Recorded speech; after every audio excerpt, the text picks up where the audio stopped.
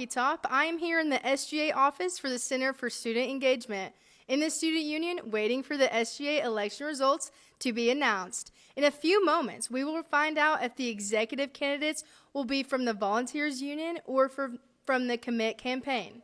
Both groups have worked extremely hard, and the moment has come down to today. This evening, the Vol Night Long presents the Hoedown Throwdown. As you can see from around, students are prepared for this night filled. Today, I have with me Tennessee's tiniest little fan, Signin the Squirrel. Today, we're going to be asking him a couple questions on how he feels about being a volunteer. Signin, what are you most looking forward to next homecoming game? Arrested two men earlier this week who were involved in an October shooting. Sean Collins and Anthony Dwayne Glenn were charged with the murder of an unnamed man after Glenn fired a shot registered in Collins' name into the man's car. Police tied the crime to the two men after an investigation was completed.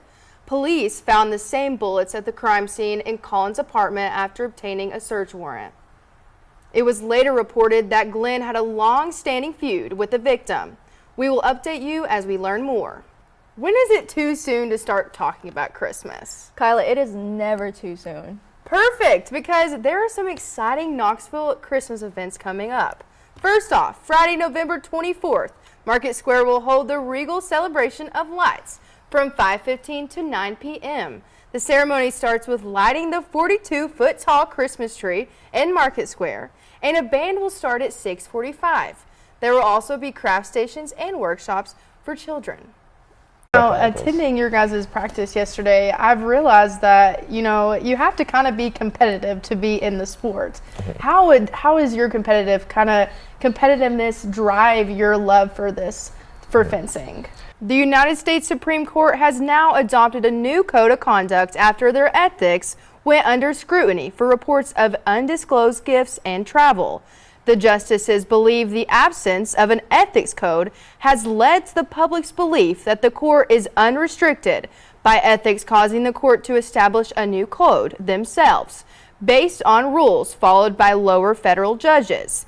The code is 14 pages long and prohibits the justices from following any outside relationships to influence their judgment or political actions, and cautions justices from participating in outside activities or accepting gifts that have the potential to diminish the honor of the job or call into question the individual's intentions.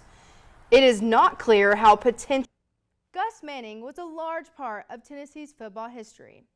This past Monday, he passed away at age 99. In 1946, he started out as a student assistant hired by General Robert R. Nealand. Since his first hire, he devoted his life to Tennessee. He was able to work under 11 different coaches and had many different positions, ranging from business manager to senior associate athletic director. Manning was a lifelong Vol and was able to attend 608 consecutive volunteer games. He will always be remembered as a crucial part of Tennessee's football history. We send our condolences to his family, and we want to thank him for all that he did for our community.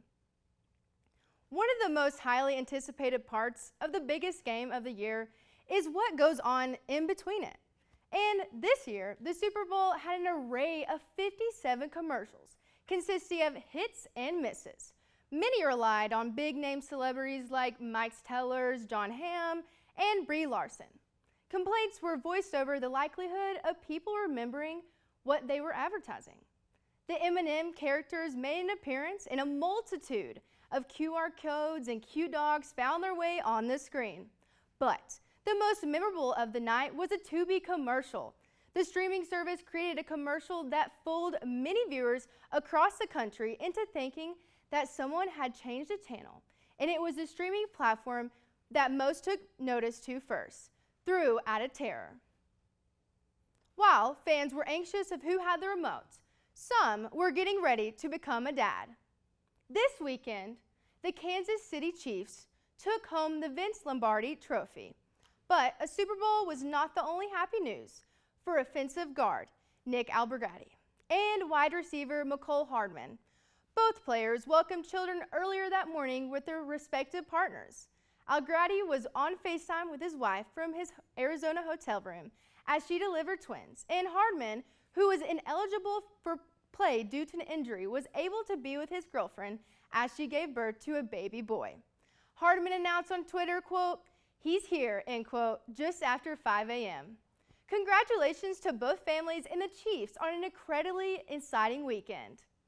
Speaking of babies, during Super Bowl 57, global superstar Rihanna took over at the midway point for her highly anticipated halftime show. An estimated 118.7 million people tuned in to the performance, making it the second most viewed halftime show in Super Bowl history, only beaten by Katy Perry's 2015 performance. Rihanna Last weekend, 5 soldiers in the United States Army died when their helicopter crashed over the eastern Mediterranean. The aircraft went down during a refueling mission training. However, the cause of the crash is unknown, but no interference from other countries is suspected. The soldiers were all members of the Army's 160th Special Operations Aviation Regiment from Fort Campbell, Kentucky. One of the deceased chief soldiers, Chief Warrant Officer Stephen Dwyer, was from Clarksville, Tennessee. Many family and friends have expressed their grief over the loss. Longtime family friend Colonel Sonny Moore said of Dwyer, quote, "All he wanted to ever do is fly," end quote. Dwyer's former high school principal, Stan Swalls, also released a statement saying, quote, "May we always remember that our freedom is not free, but rather purchased at an immeasurable cost.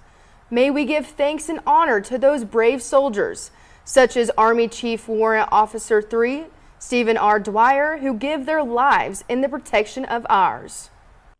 Last Friday, 47-year-old Oscar winner Reese Witherspoon announced that she and her husband, Jim Toth, are getting a divorce. The pair wed back in the spring of 2011 and have had a 10-year-old son together. The couple released a joint statement via social media stating, quote, "We have enjoyed so many wonderful years together and are moving forward with deep love, kindness, and mutual respect," end quote. Witherspoon and Toth thank fans for the privacy for their family at this time. In music news this week, country band The Pan Perry have announced that they are going on hiatus to focus on solo careers as artists. The band took to Instagram this past Monday to announce their break directly to their fans.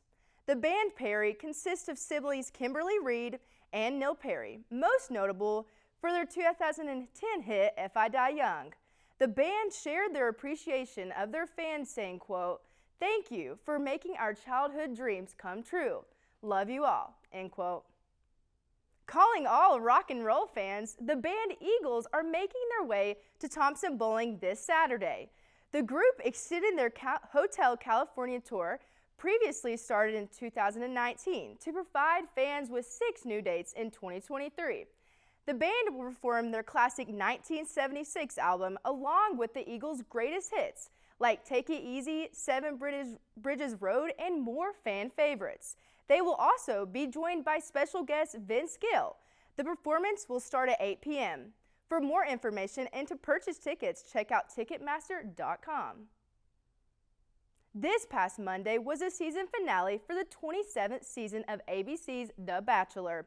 Zach Shellcross was between contestants Gabby Alikny and Katie Bigar. But when it came down to the final rose, he sent home Gabby Alikny and proposed to front-runner Katie Bigar. The finale had sit-down interviews between Shellcross and former contestants from the season. Alikny sat down and expressed her frustration towards Shellcross about him publicly telling the world about their sexual relations after promising to her that it would stay between the two of them. On Twitter, fans have expressed their anger towards Shellcross, calling him dishonest and not a good bachelor. Bigar and Shellcross are currently engaged and plan to move to Austin this summer, followed by a summer wedding in 2025. Congrats to this happy couple. Residents to remain calm. Residents in a small seaside town near Rome were in shock this Saturday when a lion broke free from its enclosure at a local circus. The lion, named Kimbra, escaped late Saturday evening in the Italian town of Letopole. After combis got loose, town residents were ordered to stay indoors for more than 5 hours, while vets, police, and circus staff sedated and captured the animal. Although the details of the escape remain a mystery, the owner of the circus stressed that he had checked the locks multiple times before the line went rogue, and that sabotage was a possibility. No further details were provided, but the owner did ensure that an investigation was underway. As for public safety, circus staff say they were more afraid for the lion, stating that, quote, he didn't even for a second have the instinct to attack a person, end quote. Locals of the area took extraordinary videos in Kimba, walking through dark and deserted residential streets. This incident has roused animal rights activists as they demand the Italian government ban wild animals from being used in entertainment at all. Today, people can enjoy cultures from all around the world right here in the heart of Knoxville. UT celebrates the 40th anniversary of the International Festival. This individual, what are you eating today, sir? I'm eating some food from Bangladesh. I'm not really sure what it's called, but it's pretty good. Okay. It's like rice and meat. Yum, yum. Are you excited for the festival? Yeah, Yeah? I'm pretty excited. I'm here with Awesome. my Italian class, so we're getting to learn about some more cultures. To celebrate UT's global community and showcase cultural traditions across campus, student groups and organizations are hosting booths with food, activities, and more to educate the public on cultural awareness. Jenny Ott, coordinator for the International Festival, informs us on the history of the Knoxville tradition. 40th anniversary of the International Festival. In 1983, the director of the International House, Diane Cudahy, was so inspired by the World's Fair, that was in 1982, that she decided to bring it to campus. She knew that there were so many incredible cultures and nations represented on campus, and so she said, why not bring the World's Fair to the University of Tennessee every year?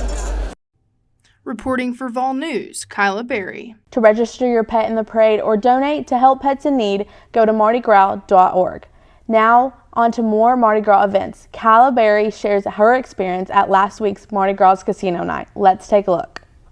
Good evening. Kyla Berry here at the Mardi Gras Casino Night hosted by the Campus Events Board. Let's go check it out. UT students let the good times roll at the Mardi Gras Casino Night this past Tuesday. The eventful night consisted of Mardi Gras themed food. Students tested their gambling knowledge by playing casino games.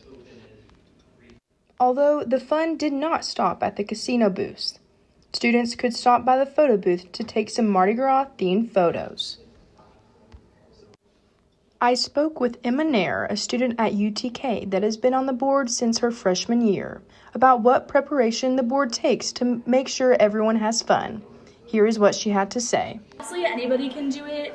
We're lucky to have the resources and be supported by the Center for Student Engagement. So that definitely helps us because we have a budget set in place. I divvy up the budget and they kind of then decide what we need based on each committee's budget, split up into project groups. So there's multiple committees that are responsible for different facets of the event. So maybe the food, the activities, the decorations.